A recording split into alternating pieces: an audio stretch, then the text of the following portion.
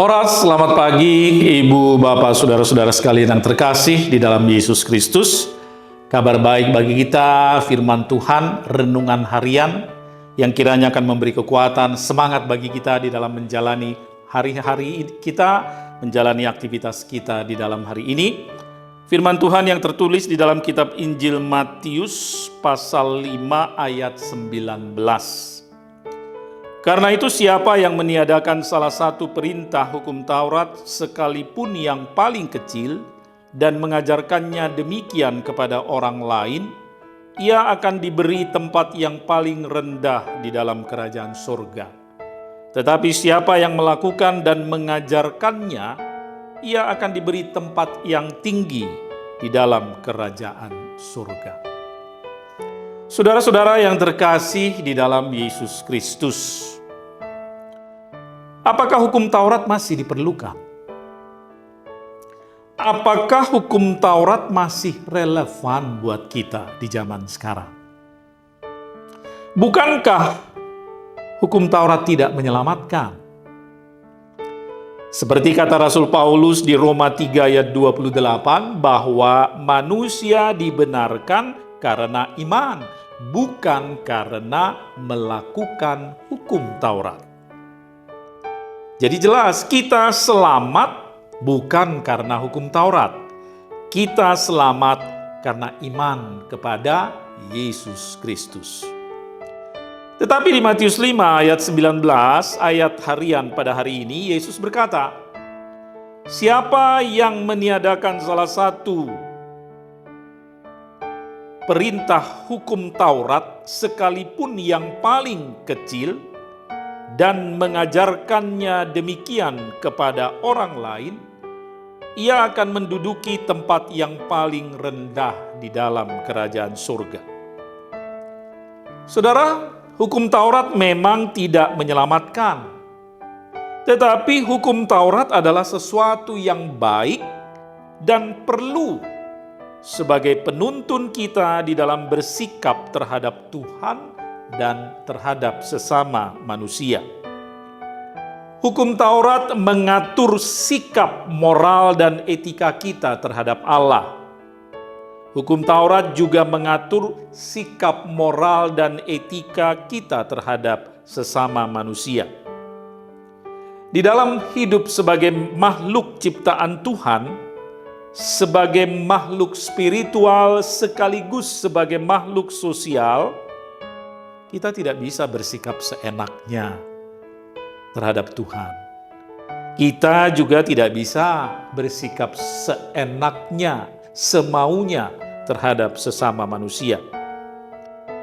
Karena itu, semua isi hukum Taurat adalah penting. Semua sama-sama penting dan semua diperlukan. Karena itu jangan ada seorang pun yang meniadakan salah satu walaupun dianggap kecil dari 10 hukum Taurat itu. Jangan ada orang yang menganggap hukum Taurat yang ini atau yang satu lebih penting daripada yang lain, atau hukum Taurat yang itu lebih ringan daripada yang ini. Karena itu tidak ada satupun dari 10 hukum Taurat itu yang boleh kita hilangkan. Seorang Farisi pada suatu hari, seorang Farisi bertanya kepada Tuhan Yesus. Tertulis di Matius 22 ayat 36. Guru, hukum manakah yang terutama di dalam hukum Taurat? Jawab Yesus, kasihilah Tuhan Allahmu dengan segenap hatimu dan dengan segenap jiwamu dan dengan segenap akal budimu. Itulah hukum yang terutama dan yang pertama. Dan hukum yang kedua yang sama dengan itu ialah kasihilah sesamamu manusia seperti dirimu sendiri. Pada kedua hukum inilah bergantung seluruh hukum Taurat dan kitab para nabi. Dari jawaban Yesus ini jelas bahwa tidak ada yang terutama di dalam hukum Taurat. Semua sama-sama utama, semua sama-sama penting. Dan bila dirangkum, 10 hukum Taurat itu bisa diringkas menjadi 2. Hukum Taurat pertama sampai keempat menjadi kasihilah Tuhan Allahmu. Hukum Taurat kelima sampai ke-10 menjadi kasihilah sesamamu manusia seperti dirimu sendiri. Semuanya penting. Karena itu, saudara, peganglah hukum Taurat sebagai pedoman di dalam sikap moral dan etika kita sebagai orang Kristen. Dengan melakukan hukum Taurat, kita telah melaksanakan kehendak Tuhan. Berbahagialah setiap orang yang mendengar firman Tuhan serta memeliharanya. Juga berbahagialah setiap orang yang mendengar dan mengetahui hukum Taurat dan memeliharanya. Memeliharanya sama dengan melakukannya. Amin.